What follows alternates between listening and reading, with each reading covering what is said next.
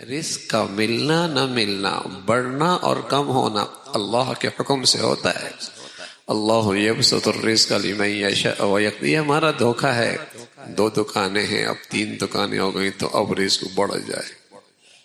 نہ چاہے تو 1 دکان سے اتنا دے دے جو 3 دکانوں سے ملتا ہے، اور نہ دینا چاہے تو 10 بھی بن جائیں، وہی ملے گا جو اس کا حکم ہے، وہی حکم جو اس کا حکم ہے۔ یہ فیصلہ رزق کا اس کے ہاں سے۔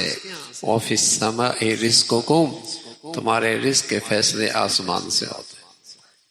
ایک ڈاکو ایک چور رات کی تاریکی میں دیوار کے اوپر پھنانگنے لگا، اندر سے آواز آئی وَفِي السَّمَاءِ رِزْقُكُمْ، جانتا تھا، قرآن جانتا تھا، کھڑا ہو گیا، کہنے لگا میں اپنا ایمان بھی خطرے میں ڈال رہا ہوں، جان بھی خطرے میں ڈال رہا ہوں، رزق تو آسمانوں پہ ہے، کیوں نہ ہو آسمان والے سے رابطہ کر لیا جائے۔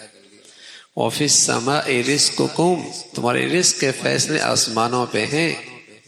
اس لیے مسلمان جب رزق کے ٹھکانے پہ بھی جاتا ہے نا تو اللہ کی ذات پہ بھروسہ کر کے جاتا ہے۔ اللہ تیرا حکم ہے، تدبیر کر رہا ہوں، تیرا حکم ہے، اسباب اختیار کر رہا ہوں، لیکن اس کے دینے نہ دینے میں فیصلہ تیرا ہے، فیصلہ تیرا ہے۔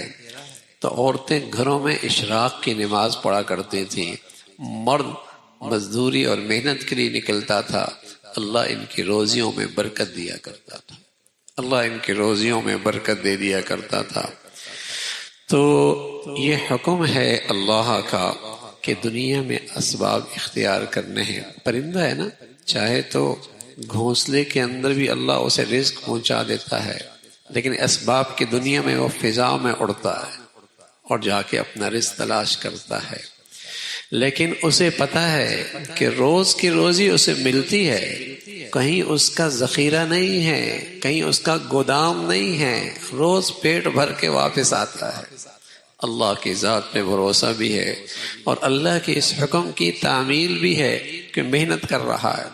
تو مسلمان بھی اس دنیا میں اسباب و وسائل اختیار کرتا ہے، لیکن اس کا ایمان اور یقین کیا کہتا ہے؟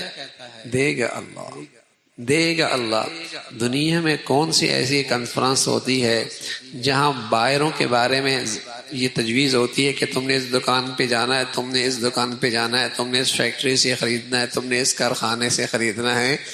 یہ اللہ دلوں میں ڈالتا ہے، یہ اللہ دلوں میں ڈالتا ہے۔ بس اوقات 2 سکے بھائی 2 دکانوں پہ بیٹھے ہیں، ایک خالی ایک بھری ہوئی ہے۔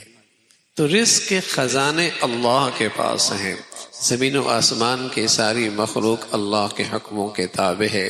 اللہ کرے یہ یقین آ جائے، اللہ کرے اس پر ایمان پختہ ہو جائے۔